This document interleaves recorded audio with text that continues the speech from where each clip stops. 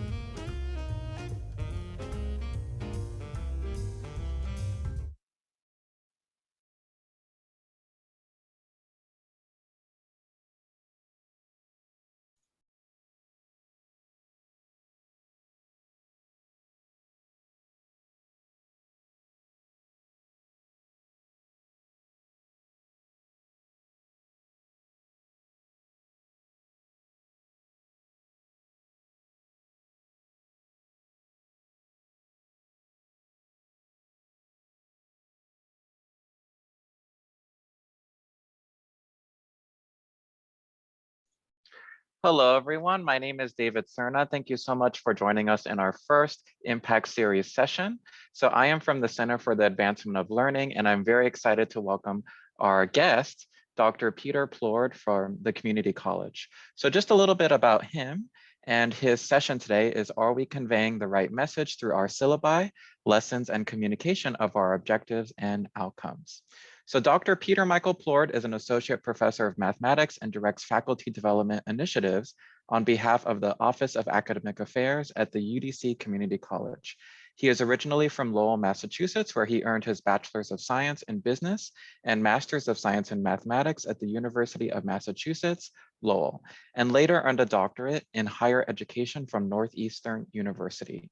His work as an adjunct professor was also well documented for his methods, which often incorporated elements of hip hop culture into his lessons. His first full-time position as a teacher came when he was hired by Lowell Public Schools to teach mathematics for Lowell High School. He later accepted a full-time assistant teaching professor of mathematics position at Northeastern University, primarily teaching freshmen in a first-year cohort model, and also served as the university's sole faculty member teaching graduate math methods courses for math majors looking to become educators while supervising their teaching practicums as well. Peter's wife, Nicole, is originally from Northern Virginia and graduated from UVA as a classically trained singer before moving to Boston to study jazz vocals at Berklee College of Music. The couple lives in Alexandria with their 8-year-old son, Henry. So it is my pleasure to introduce Professor Lyrical Dr. Peter Plourde.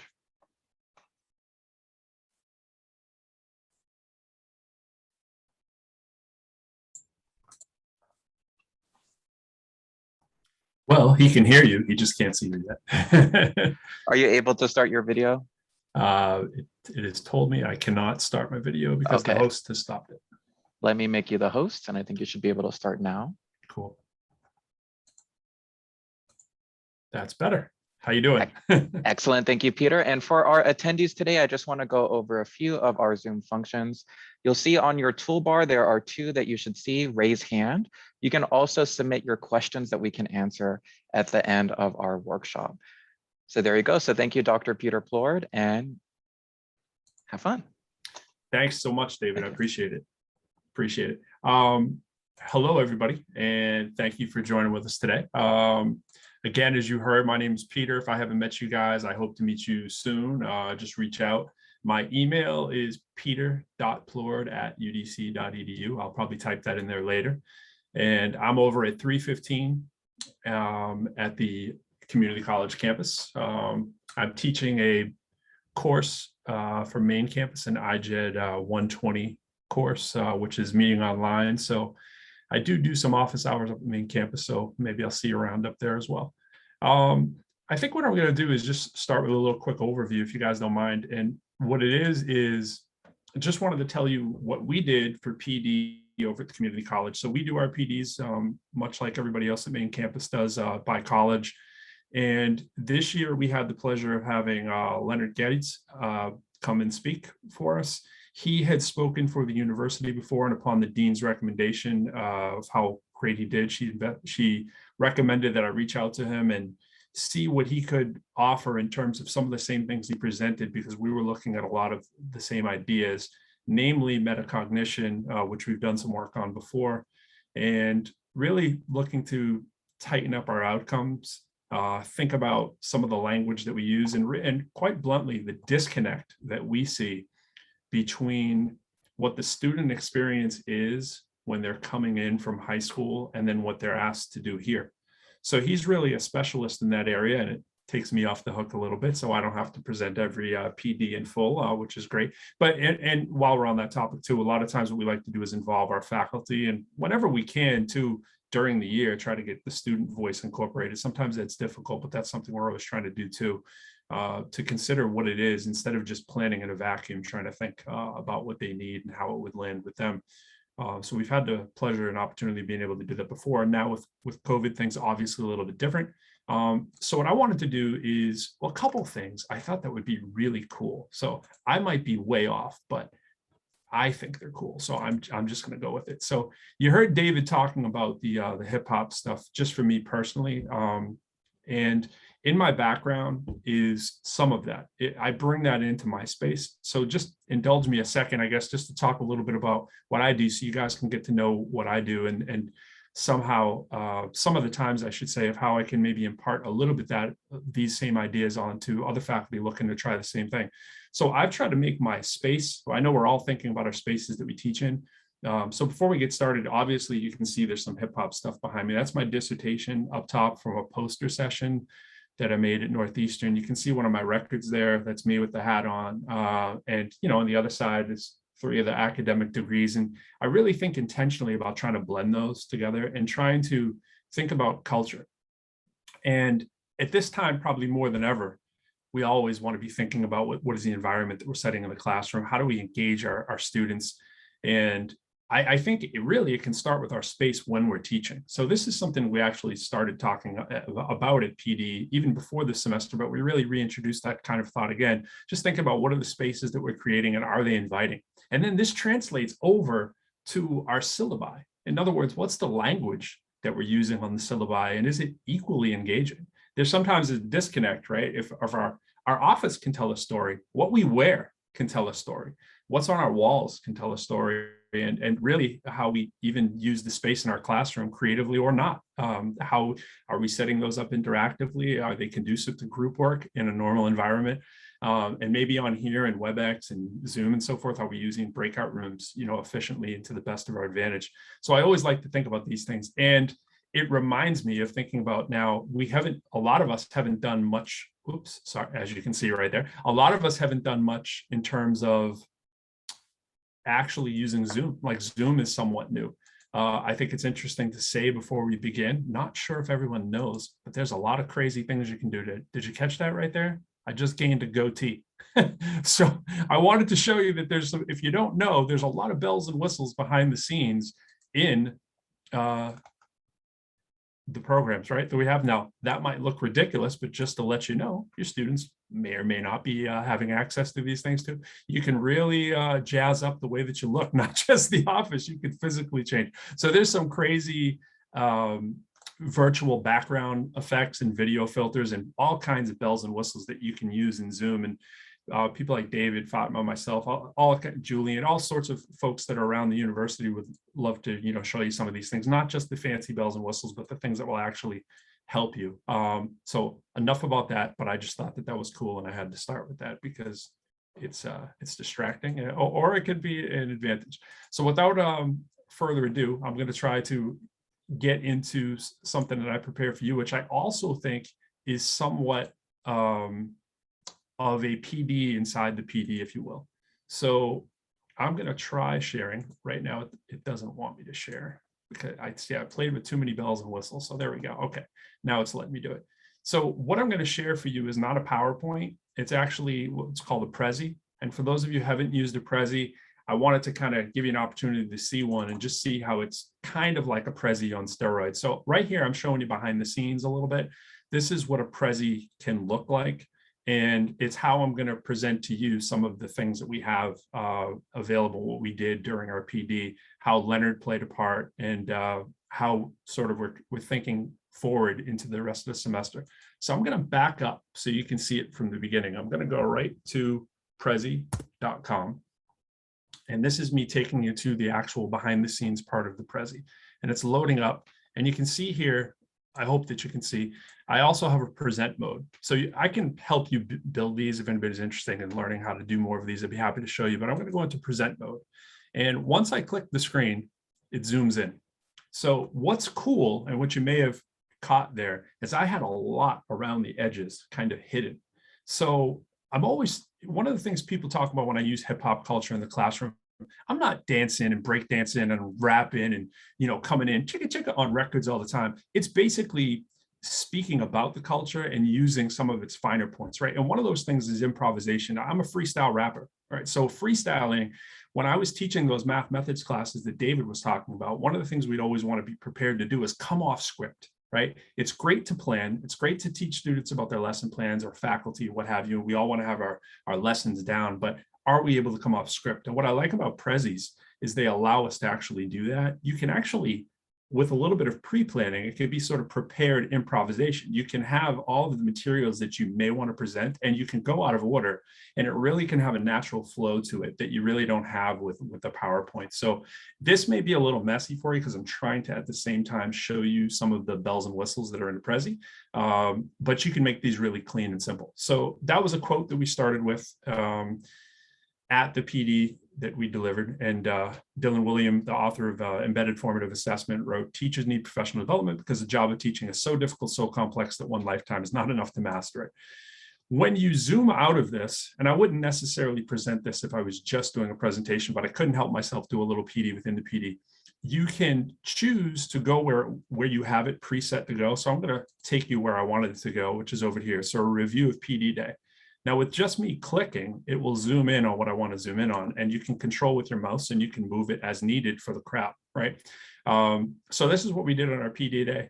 There was Leonard's presentation that he did. He's from the LearnWell projects, and he led off our day. And then we later went into the whole syllabi prep breakdown with breakouts that sort of blended where Leonard left off and where we really began, talking about thinking about our outcomes, but also think about the wording in our syllabi and sort of that environmental piece, building that inclusive kind of cultural classroom that we want to build, and just starting it from the first day on our syllabi.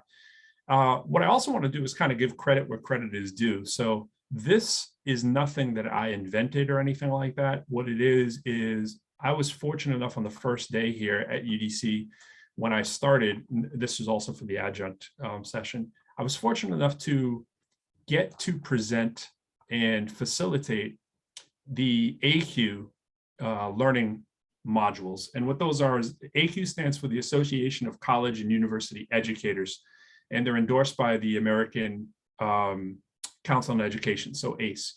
So I've been able to facilitate that 3 or 4 times now, 3 full times.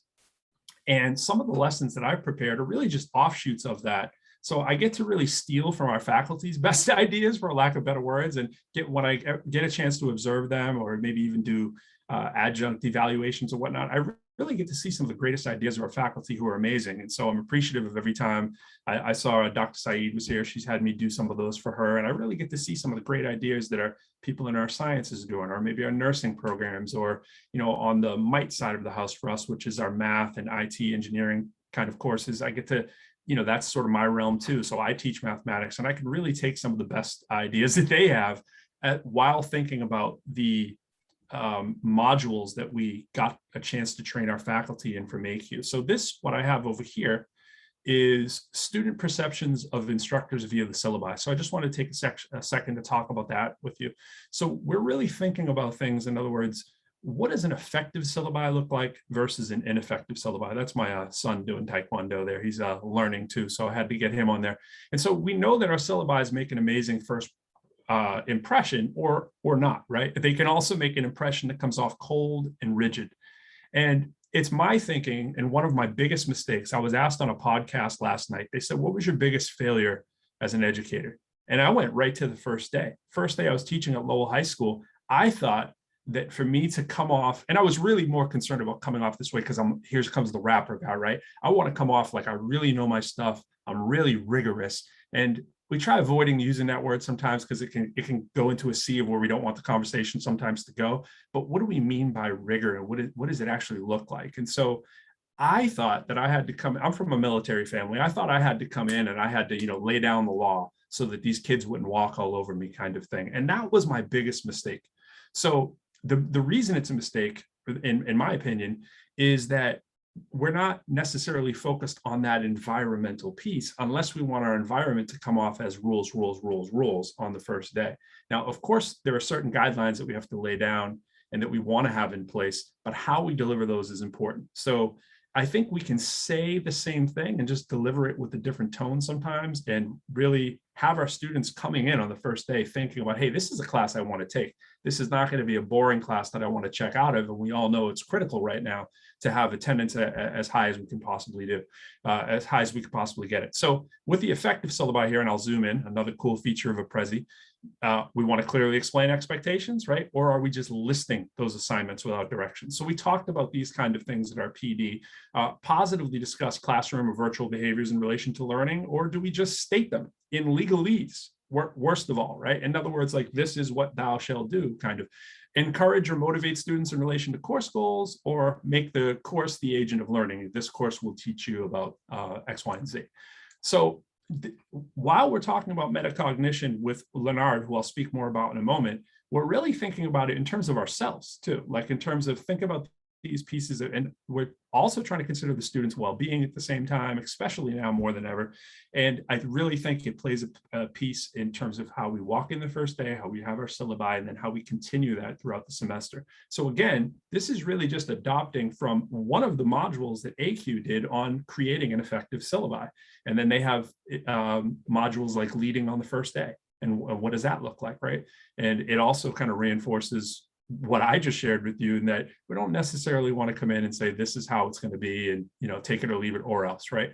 And most of us already know that, but sometimes our first year teachers walking in, they may feel the same way I did when I came in, like, hey, this is the expectation and I better, you know, be up to snuff. And sometimes that means I'm going to come in and just lay down the law. And that's not necessarily the approach that we're trying to have everyone take. So you can see what's on the screen here. I'm not going to read them all for you. I do just want to give you an overview. But that using bold to yell at students about dislikes and pet peeves, right? That's how bold can come off. And if we're trying to teach students the best netiquette, we really want to exemplify it ourselves. And it's not easy to get it right all the time. But when we sort of think, pair, share with ourselves as faculty, or we at least have these little learning communities that we can just build and discuss these kind of things, not just at a one-off on the first day of PD, these things can become part of our practice that we start to instinctively do and look for, and that we can point out as well in a hopefully congenial way to others and say, hey, you know, I'll be happy to take a look at your syllabi if you want to take a look at mine. And that leads into some other things that we do too here. And we also do at main campus in conjunction with C.A.L, is stuff like mid-semester feedback reports and so forth, just to make sure we're staying the course of where we wanted to be. Maybe a faculty member can come in and meet in your classroom and talk about with the students, what things are the faculty knocking it out of the park on, and maybe what things would you hope that they might improve or change along the way. So it's sort of this holistic idea that throughout the semester, we want to be thinking of these things as we go. Page 2 here, I'm just zooming back in again. I'm just playing with the bells and whistles here to show you. So an effective syllabi versus an ineffective syllabi, we're just talking about how it can also increase motivation for our students and the performance and their whole just perception of you as an educator, right? So these are just some of those ideas. Will it decrease motivation, or is it going to increase motivation? These are things we want to look for in our own syllabi, right? And I have to check myself on this constantly, because it is not always pretty and it's not always a work of art. And sometimes we adjust as we go, and that's okay.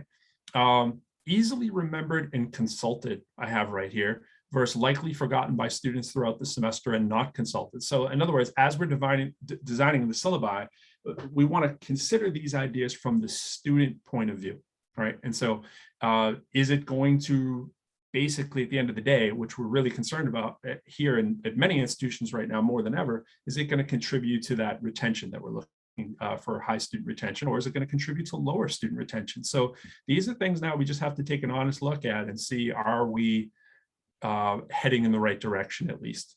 Okay, so this down here, this is a nice quote. A technically detailed, unimaginative, cold syllabus is usually a precursor of a boring class. And the reason I put that there is it's very similar to the poster that I have behind me. My doctorate was entitled Increasing STEM Degree Attainment for Underrepresented Populations. And I use things like hip hop culture in the classroom to build high cultural capital, as opposed to talking about stuff that maybe our students didn't have high capital coming in as freshmen, right? Are we trying to make the class like a weed out course? Like, well, this is the way I had it when I was in school, so you're just going to have to suffer through it, right? Or are we trying to at least empathize a little bit with our students and say, look, I know this stuff can be tough, but I'm here for you. And these are the things I'm willing to do. These are the supports that we have in place. So if we come across as punishing and punitive, and that the you know, heaven forbid that the class, it seems to be like a weed out course, or even using those kind of that kind of language, we can lose a lot of students right out the gate. And so my dissertation looked at why students, especially brown and Black students, were leaving higher education and STEM degree majors altogether for the less chilly climate of other majors, not necessarily that we are finding in STEM. Some of the pictures that I have here behind me, the Lauryn Hill and Big Daddy Kane and Rakim and Queen Latifah, representing the people that I studied, and they were very similar to those archetype sort of personalities. And every one of them was an extremely qualified student who was knocking it out the park, who left either the institution they were at or left the program to go to a major that was outside of STEM, because those environments already seem to have a little bit more of what I'm talking about here. So this can sometimes be especially true in my own discipline of math, let alone all the STEM sciences, if we're not careful, especially if we're thinking just back to how we had it. So I'm just putting my own faults out there. I'm not necessarily saying you share them, but hey, these are things that I didn't know about and that I wish somebody had kind of, walked me through. So a lot of that is what's going on here. So in AQ, just to bring it back to AQ, so what AQ did was they had an idea talking about the big idea syllabus example. And so I want to show this to all of you, and not to say this means you're going to change your syllabi fundamentally. I know we have templates that we're working from, and our departments do a lot of work, and our divisions to make sure that we, our outcomes are mostly there for us, and we don't have to think about too much of this. Some institutions are starting from scratch, and we know we're not necessarily starting from scratch unless we're building a course or building an entire new program, and we're thinking of these things out the gate. But what we could do is we could have an addendum to our syllabi, right? We could have a thing that just sort of gives students, without, like I said about legalese earlier, strips it down, takes out all the academe kind of language. It just breaks it down to what are we really talking about? In other words, what are the big ideas? And can you say what the big ideas are, right? Or can I? If somebody asks me about, I'm doing calculus and I'm talking about integration, that's kind of a tricky concept. And can we break it down fundamentally just to what the big idea is, right? And so trying to challenge ourselves to do that. So here's the first one. People are different. These differences represent the vast range of human potential and possibility. Our assumptions, beliefs, values, ideas, ideals, even our abilities are largely a product of our culture. So you see what's going on, right? Everything's embedded the way that it should be. There's the dates, what's going to happen, what activity we're going to do. Recitation is going to be an orientation. What are the materials? Chapter 1. That's all there. But this particular professor, who's very active in AQ, he brings it to almost a bullet kind of format and says, hey, this is the big idea. So maybe you could do this as an addendum, or maybe you could do this as an activity. And I'll speak more about that later. So these are just really creative ideas that we were exposed to in AQ, which is really the best ideas in C.A.L. And I've been able to curate a lot of those materials. And I was assisted by other faculty who also facilitated with me in my first semester. Dr. Dorothy Fair was facilitating it with me, and Professor Juanita Eagleson, who continued to facilitate with me in multiple sections. And then just this last semester that we finished up, we were able to bring on, and this is main campus too, main campus and the folks at the community college. We had only so many licenses, so we tried to fill up as many as we could into here. People who were specifically in CTE courses, career and technical education courses, because we are actually able to secure a grant for our last go round. They had a newly developed minor, a concentration in career readiness. So, and thinking about mentoring our students that are looking for careers, or in like a lot of the majors that we have here at the community college, those kind of majors that are career ready. So that's just a little bit of the review of what we did on PD in terms of the syllabi piece. Yeah, there's me still playing with that. And then some more of these AQ resources and artifacts. They're preparing an effective syllabi. I wanted you to see what they do in the AQ side. And this is all stuff that I curate and can share with multiple people. And we have multiple sessions coming up that are about to be scheduled. We've talked about it here with Dean Hamilton and Dean Hacker about scheduling sessions for folks who weren't able to go through and get credentialed and certified in AQ.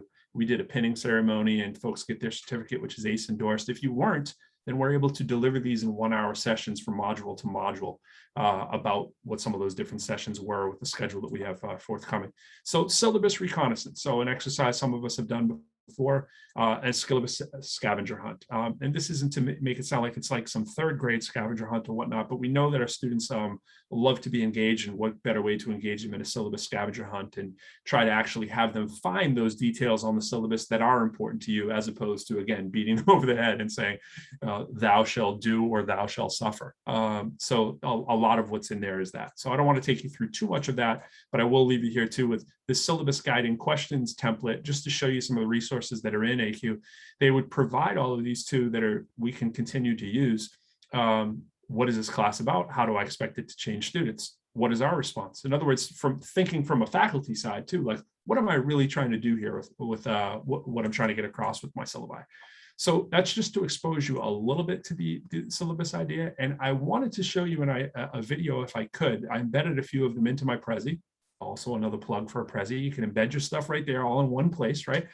I don't know, however, if it's going to share the audio. So please let me know if it doesn't share the audio, because I know a lot of times when we play videos, we have to, but normally when they're embedded, at least on WebEx, it already will play. So let me know if you're not hearing this right away. I'm going to play this first one because it has to do with thinking about sort of these inclusive practices. And this is from AQ that continues not only putting out materials for this 25 module on effective college teaching platform, but they're also thinking about in terms of online now and since the COVID crisis, what are the things we should be thinking about?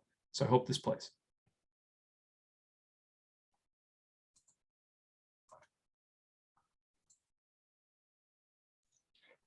Yeah, Dr. Plourde, I'm not able to hear this. Okay. Okay. Let's try it again. Okay. Had a feeling we'd be snagged. I wanted to give you the feel for what it feels like when yes. you're really snagged, Let's go to, I'm going to do it this way.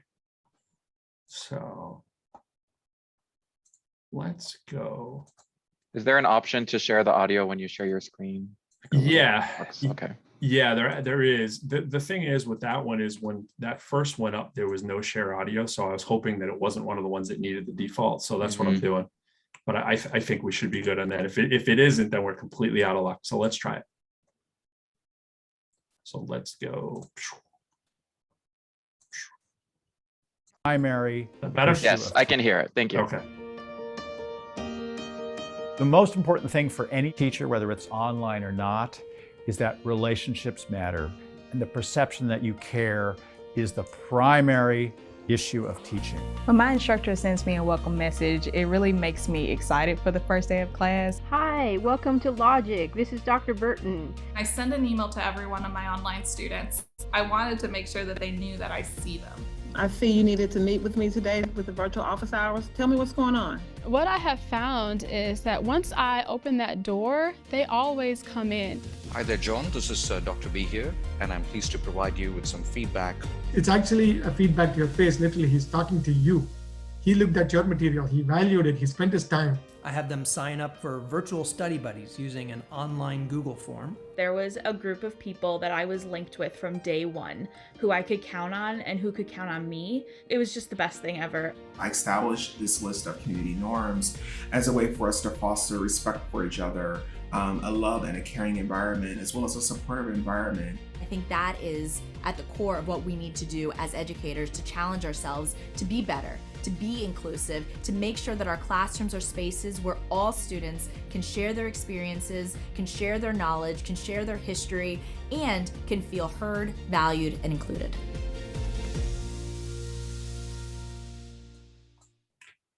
And that is AQ. And with AQ's modules, they're chunked into 5 different categories. I have my little certificate right here. So the subcategories are designing an effective course in class, establishing a productive learning environment, which something like that would fit into, using active learning techniques, which is so important, promoting higher order thinking, and assessing to inform instruction and promote learning. And then there's about 5 on average in each one of those. I wanted to just check the Q&A here before we go on. Just take a peek here. And reading Dr. Moore's question, can you speak a little bit more about the rigor and what that means or doesn't mean for you in shaping the course? And how does your syllabus directly translate into the way your course is run, and how much or little information do you think is best to give to them? What is a dynamic syllabus and what application can I use to make one? And what are some advantages of using Prezi versus PowerPoint? Is it difficult to learn? Do you need internet access? Let's start at the bottom. So for the Prezi, you do need, I mean, you can do a Prezi, yes, through the internet is how you do it. It's a cloud-based application. And the advantages are you can just improvise, you can go out of turn. So if someone says, hey, I want to see that on a slide, you just click on the picture and it automatically knows that's what you want and it zooms in on that area. And then if you have a ball scroller on your mouse, it's automatically knows too that as you scroll it up or down that you also want to increase the size of what you're looking at. That's kind of a super big one. And in terms of, let's see, Dr. Moore's first question, I'm jumping a little out of order. Can you speak a little more about the rigor and what that means or doesn't mean for you when shaping a course? I could definitely speak on that for a while. I know I jumped into that a little bit, but I think rigor is engagement. I think that's what I like to think about. Like the higher the engagement, the higher the rigor for me and vice versa. So I'm thinking intentionally about how to create engagement, and I would say the outcomes naturally follow, right? We can think about that from how we're designing the syllabi, how we're designing the lessons, how we're planning our time effectively for before we're going to teach. What is that going to look like? And will my students be ultimately engaged? I've done a little video on how we can use attendance in Blackboard Ultra to monitor and really give a little bit of real-time feedback too for our students, because it's actually a built-in grading category.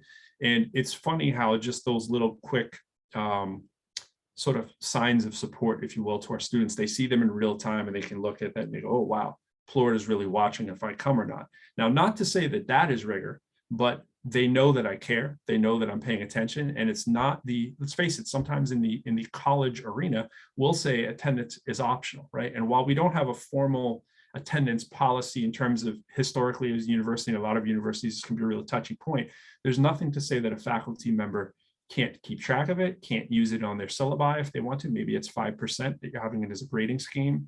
And so this ties into me what means rigor. Sometimes it's the opposite of what we think rigor means. For instance, I will create my grading scheme in my head as my perfect ideal grading scheme in a cloud, right? And sometimes I'm not doing it with best practices in mind. Sometimes I haven't really aligned how much time we've spent on certain topics with the outcomes that I want to achieve, and then with the percentages that those should naturally be. So what I found is if I leave that exercise to my students on the first day, the rigors increased because students have a hand in that. In other words, I may want to come in and say, you know what, I feel like my final test should be 30%. Have a discussion with your classroom. Have a discussion on the first day, if not the second day, about the slice of the pie. Now, AQ recommends that we actually show the slice of the pie. In fact, I can put that back up as another one of the graphics later, in terms of give them a visual. And Caroline Charles here at the community college has done a great job with preparing visual I was going to say stimuli, which it is, visual syllabus, right? Which is taken in part from AQ and best practices in C.A.L, the Scholarship for Teaching and Learning. And we've got firsthand, we've been able to see some of the things she's been able to do, and that what some of the master professors or educators, if you will, on AQ have done. And we've also been able to share in discussion what we have tried, because with AQ, what you have to do is you have to incorporate what it is that you're doing in your actual class and then come back and speak about it. And so one of my sessions was about that. It was about what happens when I do that with my students. Now, admittedly, I've been doing that for a long time. I've been giving a piece of that ownership up to my students. And it's funny because in a drawer, metaphorically speaking, right next to me, I have what I really want. And the students are almost always on. But it's really more about getting the students involved in that conversation of how your grade is going to be calculated and letting them actually have a part. And that seems, again, when I started this off, I said that can seem anti-rigor for a lot of faculty. Like, wait a minute, you're going to let the students are going to be running the show? No, the students are going to have a really clear understanding of how grades are calculated, what my expectations are, why I'm choosing the kinds of assessments that I am, let alone when I open it up for multimodal assignments to be chosen by the students at certain times throughout the course, where sort of like a la choice boards that you may see more in maybe a high school or elementary setting. These things are best practices for a reason. They don't just suddenly leave because our learners are now at the college level. Now, some things have to be age appropriate, and I totally get that. But my position and point is that rigor is increased when students have buy-in and they feel like they're a part of the learning process, and not just the end user learning process, but part of the teacher learner process as well. So I think our students as adults can gravitate to that. And thanks for the question. Yeah, let me jump right back in. And if I missed anything and I don't have time for it, I will try to jump back at the end. But let me jump back into Prezi land here, and I'm actually gonna take it back to the whole beginning again. Get out of this video, showing you under the hood again. I often show my students under the hood once in a while too, kind of in line with that same theme. I'm just going to click over to here and then over to here. So I've hidden down here and here sort of these blow up areas. I've also hidden over here a whole bunch of other documents if anybody should have possibly asked about them.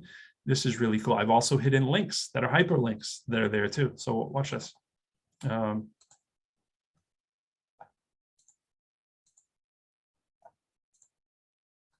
This guy down here that's hiding, I'm hiding stuff here on purpose. I want you guys to see that. So I'm hiding all these things. These are different presentation pieces that Dr. Getz had prepared too. And I'm hiding this as well, something I wanted to show you if we have time to whiteboard. And Dave, I saw today, David, you guys sent out a wheel of names, which is great too. So I'm not gonna do overkill, but thank you for the plug too today. I saw you guys wrote a little bit about me in there too, so I appreciate it. But what I wanted to do is to get into a little bit about what Leonard presented as well, and how it tied into the rest of our day. So allow me to do that, and I'll try to wrap it up. So one of these pieces, this is taken directly from a slide that he presented. And by the way, I have his entire PowerPoint on here too. That's one of the great things with Prezi, since people ask. This is an exercise he suggested that we try with our students. And this is about, he addressed the gap between students coming in and what their expectations are for higher ed and high school.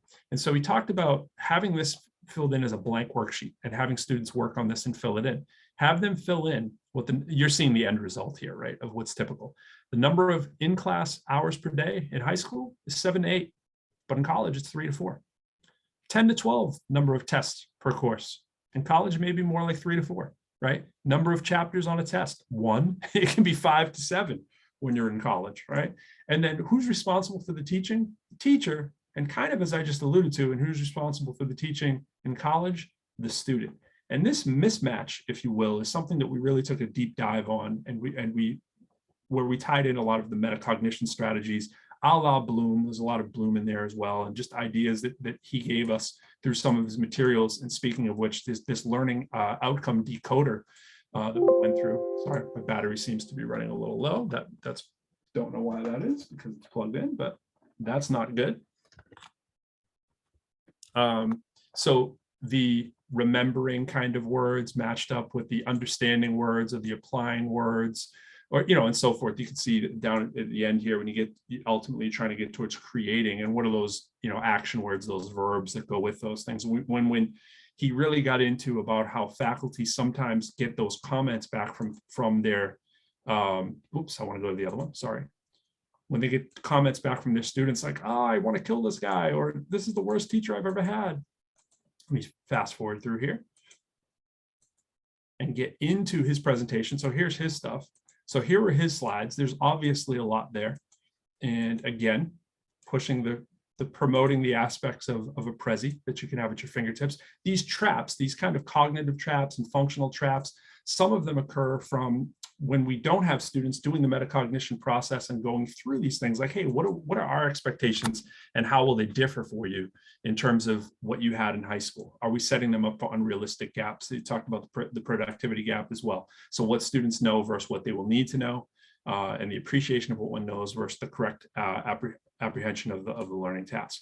So this diagram is a professor thinking, this is sort of illustrating what the professor thinks the student knows, and the ones that are sort of cloudy over here, they're like, yeah, I really don't have any idea what you're saying whatsoever. And maybe the ones that have a little brightness going on, they're kind of getting it. But, our students come in with all kinds of different levels. I want to just fast forward through here as well. All this wasn't intended for you. he talks about the 3 C's, the content skills, the cognitive skills, and the conceptual skills, and the words that go with those. Content being that lower level, and conceptual skills really when we start getting into when we're creating our own new products and thinking holistically and visualizing the process. But this is the document of what I wanted to talk about. So if we're talking about a learning outcome as evaluating and the task outcome is evaluating, then the student is generally happy. But this document, I know it's a little hard to see and even a little blurry when I blow it up. If we're asking a student to study over here, it says remembering, and the task outcome is remembering, they're generally pretty cool with that. But if we're doing remembering and then we need them to demonstrate understanding, there's going to be a little bit of a mismatch. And so this is that gap that we're talking about in terms of transfer of information. This is when the student is going to be saying, I hate this professor. We're going to look at our reviews and they're going to be like, why? What was I doing wrong? Well, we're asking them to do things like remember, and then we're testing them to create a product, right? We all know, hey, we want to create a product. That would be really great. But are we really setting them up for a downfall if we're not engaging them that same way with our study outcomes, right? And this, I think, happens a lot right here. A lot of times we'll have remembering, and then we go to evaluate. We want to ask questions like evaluate, and how are we setting that up in the forefront? So I don't want to go too far over on our time, but that was more about what Leonard did. So in the way that we tied into him, it was pretty seamless in terms of how our day, when we were looking at syllabi and how we were looking at our outcomes and really thinking about this language, our environment, and is it all together and cohesive? What's on the outside here of this border is it has to do with all of the things that we're thinking of doing for the upcoming year. I have a PD plan for the whole year, but over here in the small print down here, this is actually an MSF. And if folks are interested in the mid-semester feedback form, Professor Christian Aguiar okayed this one to share for him. He was a volunteer in this. In fact, Professor Uffland has worked with me here. A lot of our other faculty here have worked with us, and in conjunction with C.A.L. I conduct these quite often. So I go in, as I said earlier, in the mid-semester time of your classroom and think about with your students, what are the things you'd like to see improved? And we generate a report. And sometimes these same things we're talking about come up. Maybe the students don't have the exact language for it, but I will do a session with the faculty member after running this. So this is 3 pages here. See, I took a picture of the class, talked about what the groups said in a summary, what were the strengths, and what were some of the things that they'd like to improve. And then we do sort of a consultation with the faculty. We give them to them. It's totally anonymous, unless, like Christian, you cleared it to be used as an example or so forth. And here's the great thing too. Our faculty are using this kind of evidence on TK20 when we're thinking in conjunction with the 8th Master Agreement, where we're thinking about how are we demonstrating evidence. One of the bullets right on there, right? We're thinking these 7 questions, like how are we demonstrating evidence that we're sort of taking student considerations student needs into consideration, and how are we adapting and how are we adjusting? And this gives the faculty an opportunity to, at the midterm, when you have time to make some sort of correction or change the way you're doing things, to show that you are doing just that, let alone just to think, holistically ourselves in sort of that metacognitive process about how are we going about teaching and what things could use tweaking. So I think I'll leave it there because there's a lot there and I don't want to overwhelm you, but I am promoting the Prezi. I hope you can tell. And I didn't rap for you at all. Did you notice that? I kept the glasses on. I didn't bust into anything. I was wearing the hat over there, but I wanted to, it was tilted. It's funny what a tilted hat can do when you lose the glasses. It's, it's crazy. It's like the Clark Kent. All right. Definitely. Absolutely. Peter, this has been wonderful. There are a couple of questions if we want to go over some of them. I see one. What is a dynamic syllabus and what application can I use to make one? So that addendum, that other piece that was there, I mean, you can make that on SparkPost. I mean, if you've not used, Adobe, it's a free online application that you can use. I use SparkPost really. I mean, again, I could pull that up and show you in minutes, right? I make graphics in minutes on there. Anyone can. I'm not a graphic designer. SparkPost is great. You can just make a quick application on there, and they have a lot of prefab documents in there for free. Or, of course, like Prezi, you can buy the. By the way, I'm not sponsored by Prezi and I'm not sponsored by SparkPost. These are just things that you can use before you soup up to the top level. I have Adobe Illustrator, but I'm not using that. You can use Adobe Spark, and SparkPost will allow you to make these sort of flyers. It's basically a flyer, if you will, and you're creating that as an addendum. So it's very template based. I'm so glad you mentioned that, because for everyone here, a part of the UDC community, if you click on that link and go to creativecloud.adobe.com/cc, we do have access to Adobe Spark as well that we can use. Very cool. Yeah, thank you. Another one is if I drop out on you, by the way, it's because my wire all of a sudden just stopped. Using the laptop from home, and the wire all of a sudden just oh gosh, I hope that you don't. Yeah, me too. If not, I'll be signing back on the desktop. Excellent. So another one is, how do we creatively assess if students understand syllabus content? I currently use a quiz in Blackboard. Yeah, the quiz in Blackboard function, that's there and that's available. That's a great way to do it. If you're having low success with that, if you're having low turnout with that, I think the syllabus reconnaissance is kind of doing the same thing. So the whole idea of the syllabus reconnaissance, sort of a seek and destroy, if you will, scavenger hunt, right? Of, you know, finding the high value items that we as educators want the students to find on the first day.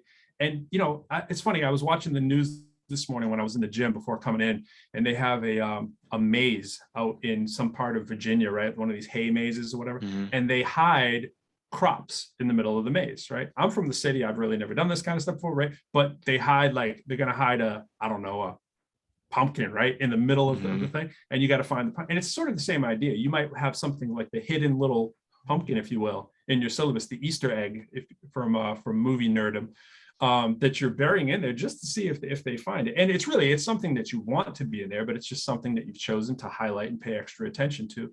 So that's what we're doing on a lot of these syllabi scavenger hunts. You know, you could physically do one, like I said, for kids in my office, like find the record in my office.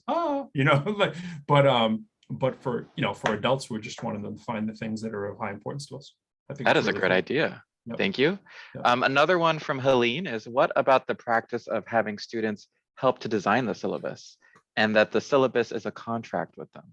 Yeah, I mean, I don't love the contract word, to be honest. I don't like the legalese. I love the law. I think Peter has disconnected for a bit. But Helene, thank you for your question. So let me just hop off for about a minute until he returns.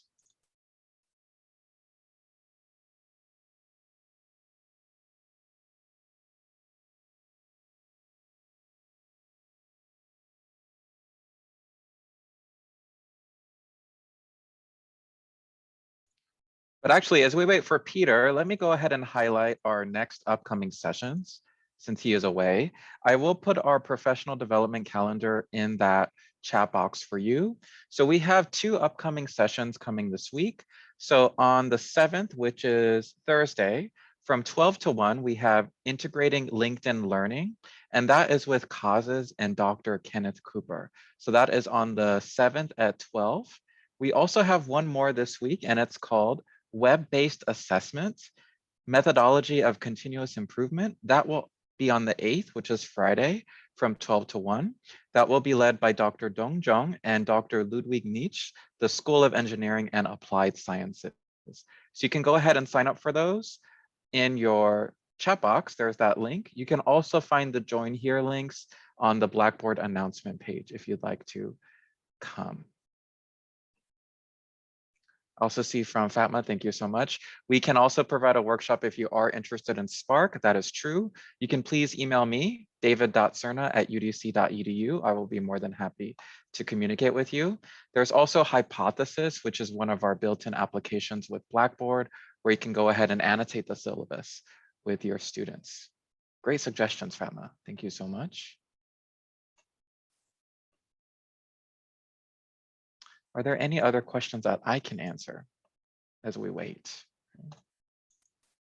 These are all about syllabi.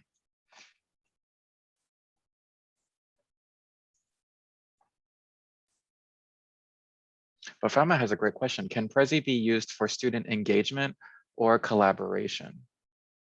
So hopefully he can come back so we can answer that.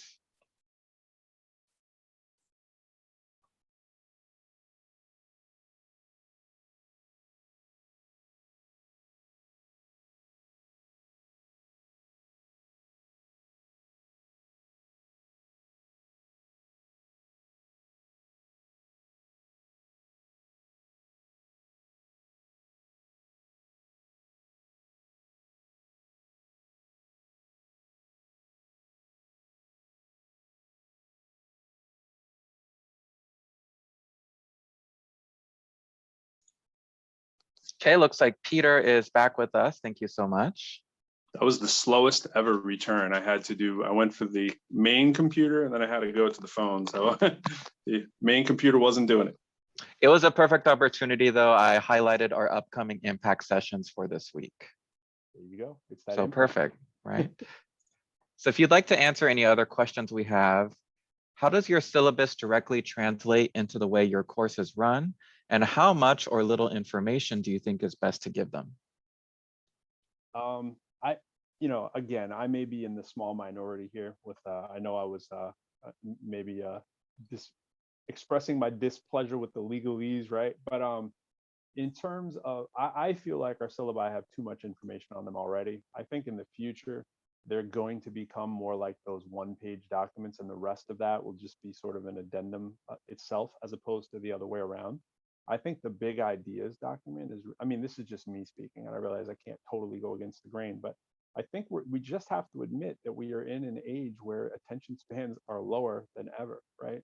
And that I'm not saying to coddle that, but we still need to be able to say, this is the big idea.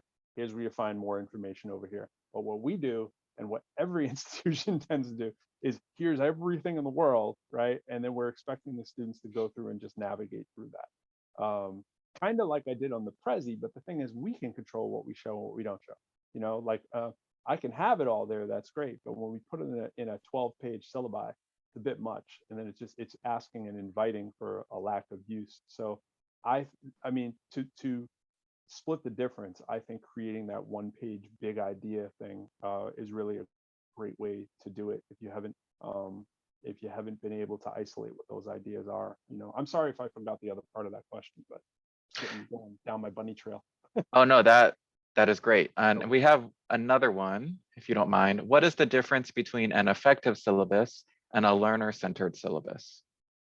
Well, I like to think when I think learner-centered, right, I think it isn't what we believe learner-centered is. In other words, we say it can be a buzzword a lot of times, and unless we're doing what I was talking about earlier, where we're actually incorporating the ideas of not some hypothetical students, not students you had 20 years ago, students who are sitting in your class right now, you know, would that be too much for you to let go of the reins enough to actually survey them right out the gate about, you know, what looks okay and what doesn't on there? What input did you have, even if it's in breakout groups? And I'm not talking about giving over controls to the castle. I'm just saying, look, my deal is I am here to make sure that you meet the outcomes of this course, right? Like that's what I'm trying to do. And I want to know how I could best do that, because look, we're talking Andrew got to here, they're adults, right? So they can probably have an active role in their active learning, as opposed to us sitting around and go, I get a great idea what's going to be active learning. I'm going to take you to the zoo and we're going to get in think, pair.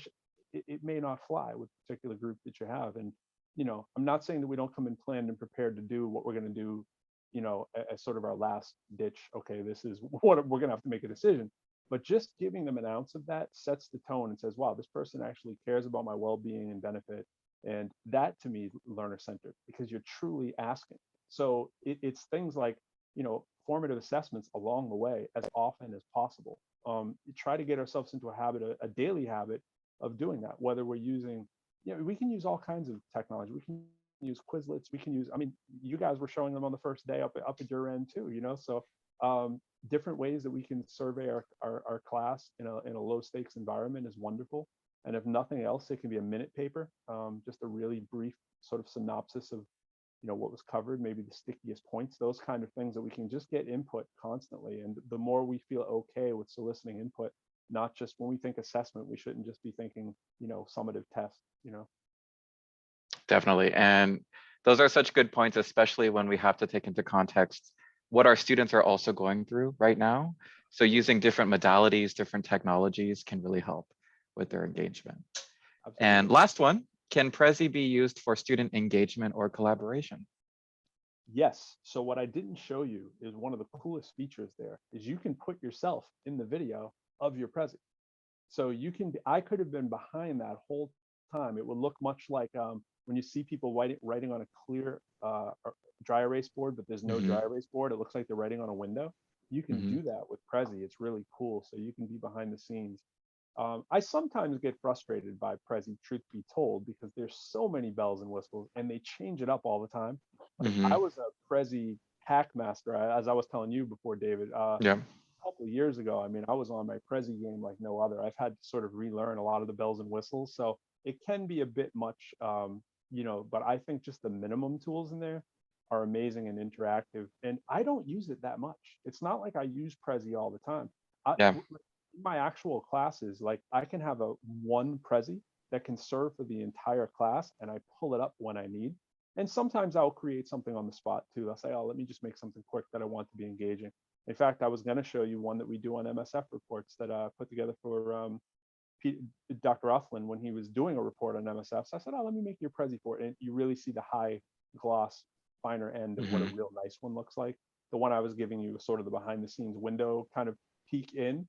But when they're done, they're as glossy as you want them to be. And there's a lot of prefab templates in there. And if you let students use them too, when you're doing the multimodal times, hey, use a Prezi, maybe incentivize using the Prezi, because the PowerPoint is definitely on its way out. Oh, just to put it out there, so it's on its last leg. It's fighting hard, but it is. Prezi's not the only suitor in town too. There are other applications that do similar things. Yeah, I've seen Prezi that you can be like in front of your screen, right, as you present. So that's a really cool feature, especially since we're doing so many video things. The battery died. Yeah. I was thinking about doing that. Yeah, absolutely. Definitely. Yep. Well, Dr. Peter Plourde. If you do it wrong, though, by the way, you have writing all over your head, so you have to, practice it ahead of time. Definitely. And it lets you practice and edit before you record it. Yeah. Well, this has been a pleasure. Thank you so much for joining us for our first Impact session. I know that everyone here has learned so much from the session, so thank you for your time. And we hope that we can follow up very soon. I appreciate it on behalf of Dean Hamilton and Dean Hacker and everybody in the Office of Academic Affairs and the Community College campus. Thank you, guys. Take care. And I'll be watching some of you guys do your thing as well. All right. Thank you. Have a good night. Bye-bye.